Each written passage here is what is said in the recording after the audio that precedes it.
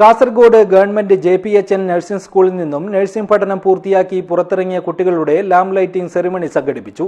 കാസർഗോഡ് നടന്ന പരിപാടി നഗരസഭാ ചെയർപേഴ്സൺ ഷാഹിന സലീം ഉദ്ഘാടനം ചെയ്തു. This news sponsored by Yenappoya Speciality Hospital, Kodiyalbayal, Mangalore.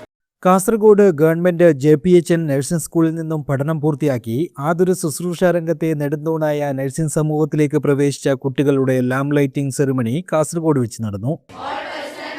Committed to my keeping and all family affairs coming to my knowledge in the practice of my calling with loyalty I will devote myself to the welfare of those committed to my care.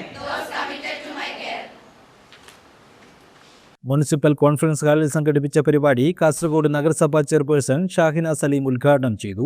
സന്തോഷത്തോടുകൂടി അതിലേറെ അഭിമാനത്തോടു കൂടിയിട്ടാണ് നിങ്ങളെ മുമ്പിൽ ഞാൻ നിൽക്കുന്നത്. നമ്മുടെ JPHNTSന്റെ 22ാം ബാച്ചിലെ വിദ്യാർത്ഥിനികൾ അവരുടെ ANM കോഴ്സ് പൂർത്തീകരിച്ചുകൊണ്ട് ജോലിയിൽ പ്രവേശിക്കുന്ന ലാംപ് ലൈറ്റിംഗ് സെറമണിയിലാണ് നമ്മളെല്ലാവരും ഇവിടെ ഒത്തുകൂടിയിരിക്കുന്നത്. DMOയെ വളരെ നേരത്തെ തന്നെ ഞാൻ ചെങ്കള ഗ്രാമപഞ്ചായത്തിൻ്റെ പ്രസിഡന്റ് ആയിരിക്കുന്ന സമയത്ത് ഒരുപാട് തവണ DMO ഇൻചാർജ് വഹിച്ച ഡോക്ടറെ വീണ്ടും ഇന്നിവിടെ കാണാൻ വേണ്ടി സാധിച്ചു. ഇന്ന് അവരുടെ കൂടെ തന്നെ ഒരു പരിപാടിയിൽ പങ്കെടുക്കാൻ സാധിച്ചതിലുള്ള സന്തോഷം ഞാൻ അറിയിക്കുകയാണ്.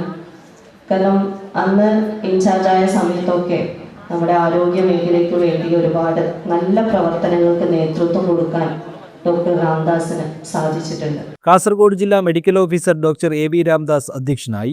N ടിജിമോൾ തോമസ് ഭദ്രദീപം തെളിയിച്ചു.